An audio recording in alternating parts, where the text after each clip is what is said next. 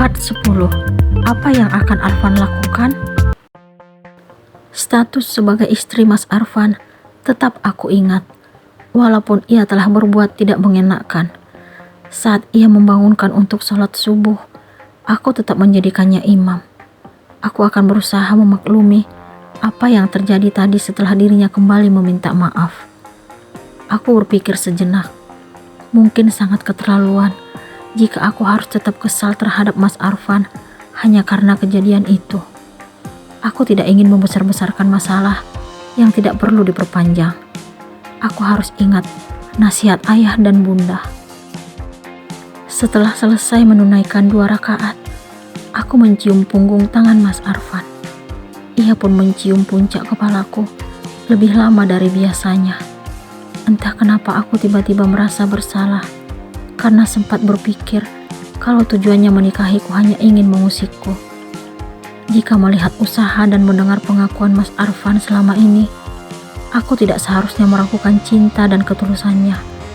Ia mengaku tidak pernah membuka hati untuk wanita lain setelah mengenalku. Aku tidak pernah menyangka kalau cinta seperti itu ternyata benar-benar ada.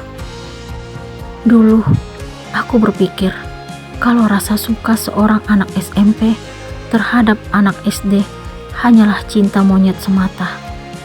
Namun, Mas Arfan telah membuktikan kalau tidak selamanya anggapan seperti itu benar. Terbukti saat ini, ia menjadikan aku sebagai pendamping hidupnya.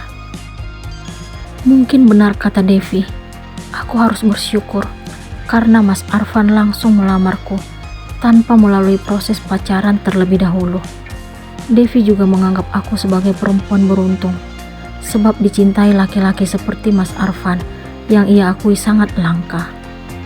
"Kamu masih marah, sayang?" tanya Mas Arfan setelah melepas kecupannya dari puncak kepalaku. "Aku ke bawah dulu ya, Mas. Aku ingin melupakan kejadian tadi dengan cara mengalihkan pembicaraan." Aku pun berusaha melepas genggamannya, tetapi sia-sia. "Kenapa kamu gak jawab pertanyaanku?" Ia mengecup jemariku. "Ngobrolnya lanjut nanti aja ya, Mas. Aku gak enak kalau papa dan mama gak lihat aku saat mereka keluar kamar nanti." Aku tetap tidak ingin menjawab pertanyaan Mas Arfan. "Kamu gak harus bantu Bi Ina, sayang. Menyiapkan semua di rumah ini udah jadi tugas beliau." Mas Arfan menunjukkan tatapan senduh yang membuatku salah tingkah. "Tapi gak ada tapi-tapi. Kamu gak perlu menganggap tugas Bi Ina sebagai tanggung jawabmu." Mas Arfan melepaskan genggamannya, lalu tiba-tiba menggendongku, kemudian berjalan ke tempat tidur. "Kamu mau ngapain, Mas?" tanyaku setelah Mas Arfan merebahkan tubuhku. "Jangan berpikiran aneh-aneh dulu. Aku gak ada niat untuk memaksamu. Aku tahu kalau saat ini kamu belum bersedia melakukannya." Ucapan Mas Arfan membuatku bingung dan merasa bersalah. "Mas, aku..." Ia menempelkan jari telunjuk kanannya ke bibirku. "Gak perlu dilanjut lagi. Aku hanya ingin ngobrol dengan istriku." Ia pun duduk di tepi ranjang. Melihat sikap Mas Arfan yang seperti itu, aku lupa sejenak dengan semua keusilan dan kejailannya sejak dulu. Aku berpikir, seandainya penyampaian rasa sukanya tidak dengan cara keusilan, mungkin saat ini aku mengaku menjadi wanita paling beruntung karena memiliki suami seperti dirinya. Mas Arfan tidak hanya setia mempertahankan aku hingga menjadi istrinya, tetapi ia juga sangat perhatian. Ketampanannya juga mampu membuatku terpana, walaupun aku sering menolak untuk memujinya. Ia pemuda paling tampan yang aku kenal setelah ayah dan Al. "Mandanginya jangan lama-lama, nanti jatuh cinta." Ternyata Mas Arfan menyadari tatapanku.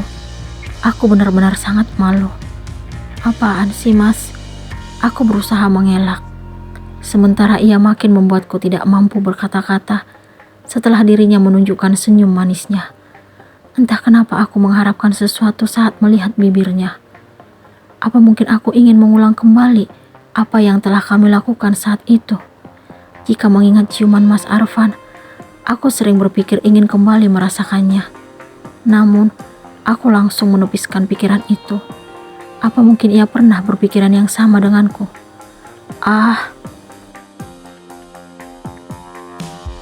Sore ini, kami telah tiba di rumah kakek dan nenek Mas Arfan.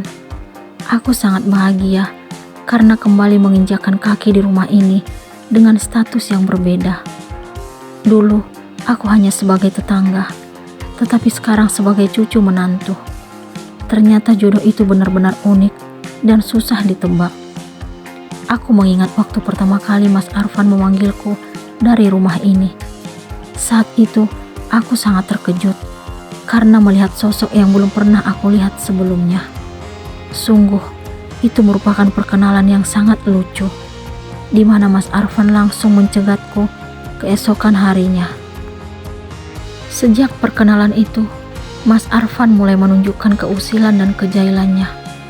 Pemuda yang kala itu kuakui sangat tampan, telah memberikan penilaian tidak mengenakan, hingga aku sangat kesal dan menyesal telah mengenalnya.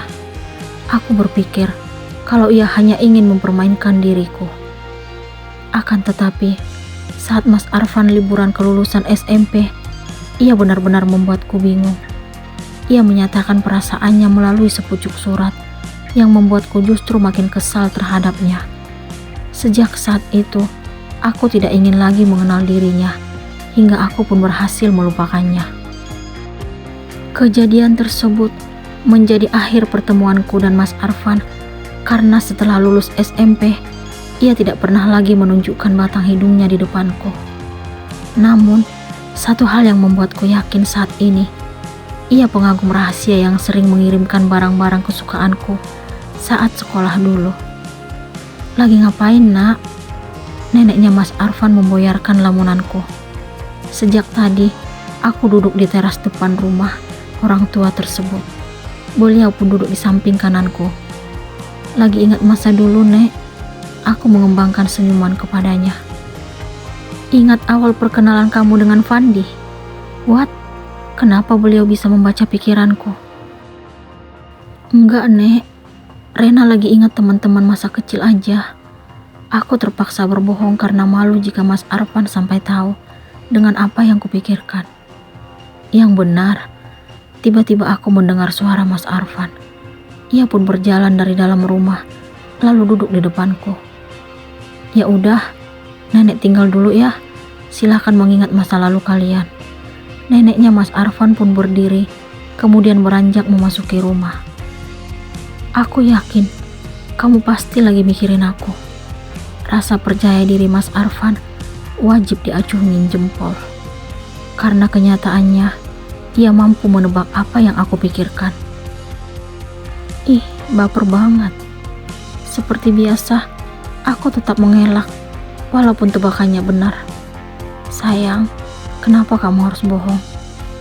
Mas Arfan memainkan mata kanannya. Jantungku berdegup tidak keruan. Siapa yang bohong sih? Aku tetap dengan kepura-puraanku. Kenapa kamu harus menutupi apa yang kamu pikirkan? Wajar dong seorang istri memikirkan suaminya. Entah kenapa, Mas Arfan selalu berhasil membuatku salah tingkah. Kamu ngomong apa sih, Mas? Sore-sore udah ngelantur. Aku berusaha menutupi perasaan gugup. Seandainya dulu penyampaian perasaanku tidak dengan keusilan dan kejailan, apa sekarang kamu akan membalas cintaku? Pertanyaan Mas Arfan tidak pernah aku pikirkan sama sekali. Udah ya, Mas, aku mau bantu nenek nyiapin makan malam. Aku pun berdiri, lalu beranjak dari teras depan memasuki rumah. Ternyata Mas Arfan mengikutiku. Ia meraih tanganku, lalu membawaku ke kamar yang telah neneknya persiapkan untuk kami selama tinggal di rumah ini. Ada apa dengan Mas Arfan? Apa yang ingin ia lakukan? Apa tujuan Arfan membawa Renata ke kamar?